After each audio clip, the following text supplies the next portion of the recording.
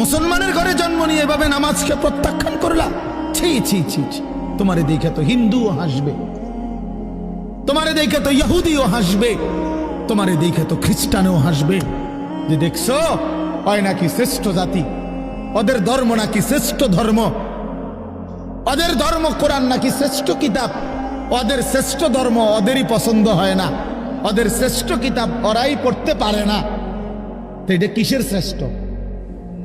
কথা বলেন না। তাহলে আমি তো আমার ধর্মের অপমান। কথা বলেন না। আমি আমার ধর্মের অপমান না, আমি আমার কোরআনের অপমান। এজন্য তোমরা যারা বেনামাজি ছেলে, তোমরা ধর্মের অপমান। তোমাদের যাদের চুল বেঈমানের মতো, তোমরা মুসলমান ধর্মের অপমান। তোমাদের কারণে আমার ধর্ম লজ্জিত, তোমাদের কারণে ধর্ম বেইজ্জতি হয়েছে।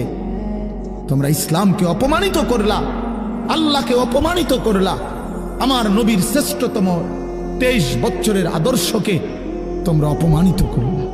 এই অপমানের বিচার আল্লাহ করবে, মনে রাখো।